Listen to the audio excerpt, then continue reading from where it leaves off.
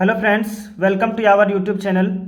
आज हम लोग क्लास 8 में, ठीक है, क्लास 8 में जो चैप्टर 1 है आपका परिमेय संख्या, इसका कुछ बेसिक हम लोग देखने वाले हैं। ये आपका पूरा बेसिक होने वाला है, ठीक है। इसमें बेसिक जितना भी है मैथ में चैप्टर 1 में, उस सारे बेसिक्स को हम लोग आज देखेंगे। जिसमें से बेसिक में आपका सबसे पहले जो दिया हुआ है वो आपको कुछ संख्याओं के बारे में जानना है और बिना संख्या के बारे में जाने में, क्योंकि चैप्टर का ही नाम आपका क्या है, परिमेय संख्या। और परिमेय संख्या को पढ़ने के पहले आपको कौन कौन सी संख्याएं आती है उन संख्याओं के बारे में जानना आवश्यक है। तो पहला संख्या जिसमें से आपको दे रखा है इसमें कि प्राकृत संख्या। प्राकृत संख्या किसे कहते हैं, ठीक है। तो प्राकृत संख्या किसको बोलते हैं, बहुत, या इंग्लिश में इसी को क्या बोलते हैं, नेचुरल नंबर्स, ठीक। बहुत ही सिंपल सा है, छोटा छोटा बच्चा लोग को भी याद रहता है कि जितनी भी गिनती की संख्याएं होती है, और गिनती की संख्याएं कहाँ से प्रारंभ होती है, एक से प्रारंभ होकर के अनंत तक चली जाती है। तो प्रारंभ कितने से होती है, एक से। और याद रखिएगा कि जो भी प्राकृत संख्याएं होती है वो हमेशा धनात्मक में होती है, ऋणात्मक में नहीं होती है, ठीक है। सब पॉजिटिव वाला होगा, नेगेटिव नहीं होगा।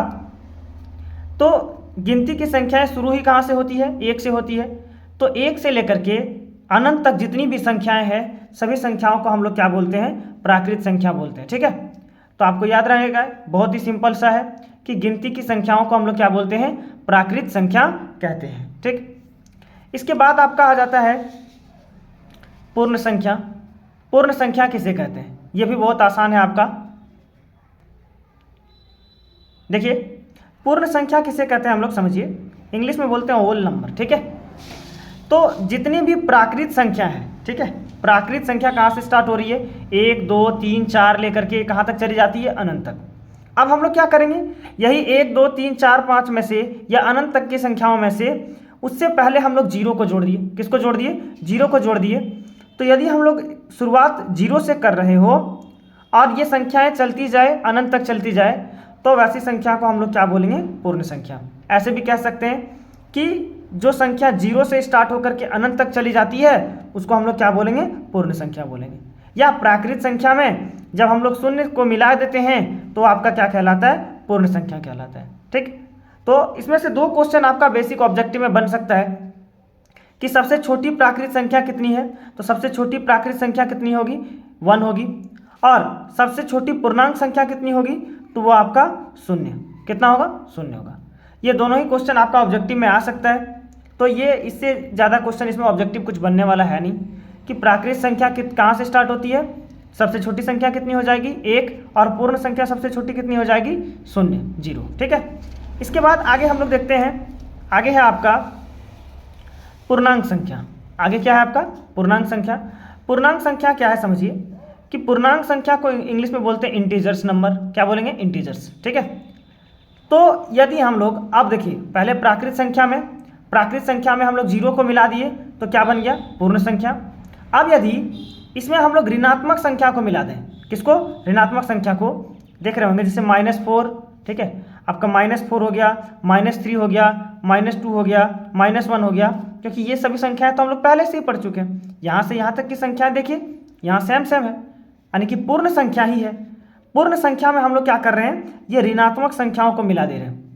तो जब पूर्ण संख्या में ऋणात्मक संख्या को मिला देते हैं तो नाम बदल करके उसी का क्या हो जाता है, पूर्णांक संख्या है।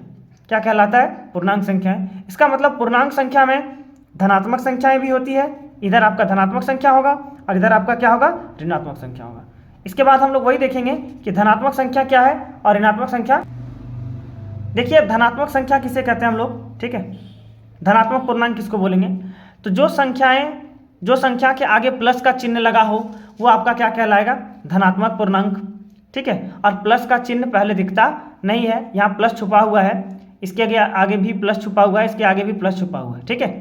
तो जो भी गिनती की संख्याएं, जो भी संख्या के आगे प्लस का चिन्ह लगा हो उसको हम लोग क्या कहेंगे, धनात्मक पूर्णांक कहेंगे।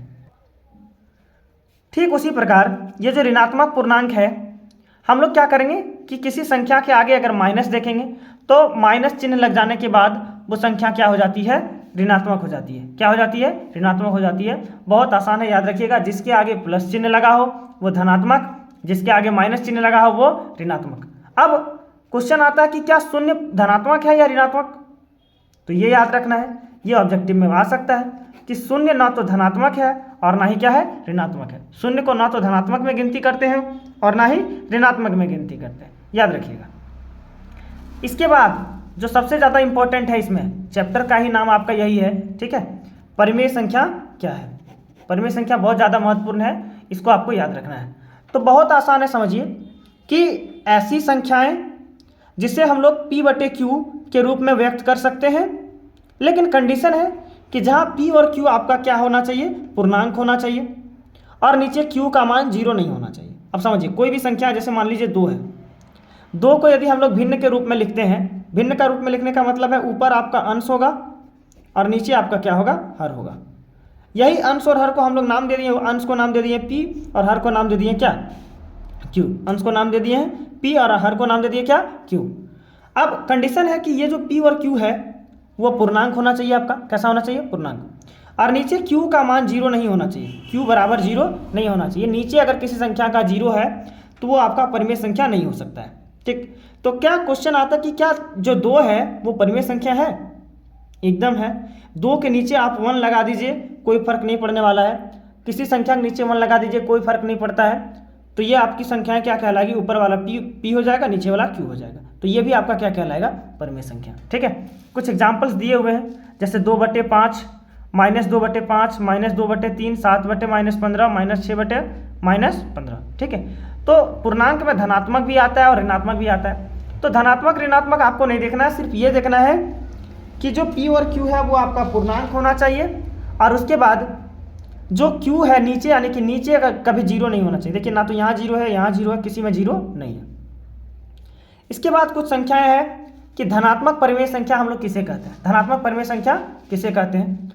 तो ऐसी परिमेय संख्या जिसके अंश तथा हर दोनों का चिन्ह समान हो, दोनों का चिन्ह क्या हो, समान हो, उसको हम लोग क्या बोलेंगे, धनात्मक परिमेय संख्या बोलेंगे।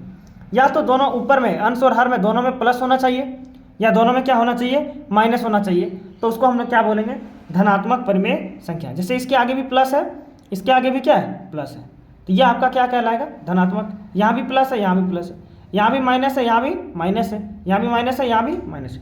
तो जब अंश और हर दोनों में समान संख्याएं हो, जब दोनों में समान चिन्ह हो, तो वो आपका क्या कहलाएगा, धनात्मक परिमेय संख्या, ठीक है। इसके बाद हम लोग देखते हैं, इसके बाद जो है आपका है ऋणात्मक परिमेय संख्या। ऋणात्मक परिमेय संख्या क्या, समझिए कि इसमें अंश और हर दोनों में क्या होगा, आपका विपरीत चिन्ह होगा, ठीक है। वह ऐसी परिमेय संख्या जिसके अंश तथा हर दोनों के चिन्ह एक दूसरे के विपरीत हो, तो उसे हम लोग क्या कहते हैं, ऋणात्मक परिमेय संख्या कहते हैं। जैसे देखिए, एक में ऊपर चिन्ह माइनस का है, नीचे चिन्ह आपका क्या है, प्लस का है। ऊपर चिन्ह माइनस का है, नीचे क्या है, प्लस का है। ऊपर प्लस का है, नीचे माइनस का है। ऊपर प्लस का है, नीचे माइनस का है। तो ऐसी संख्याओं को हम लोग क्या कहते हैं, ऋणात्मक परिमेय संख्या कहते हैं, ठीक है। इसके बाद एक और टॉपिक इसमें आपका बच गया, वो लास्ट होगा, बता ही देते हैं आपको, अपरिमेय संख्या, ठीक। क्या है आपका, अपरिमेय संख्या। अब अपरिमेय संख्या क्या है, समझिए, जिसको हम लोग P/Q के रूप में नहीं लिख सकते हैं। ऐसी संख्याएं जिसे P/Q के रूप में व्यक्त नहीं किया जा सकता हो,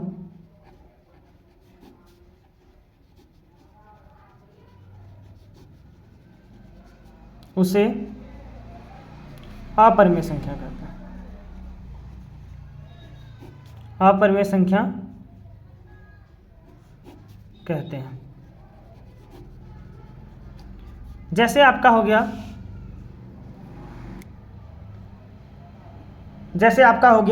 √3, √2 इत्यादि, ये सभी संख्याएं आपका क्या कहलाएगी, अपरिमेय संख्या।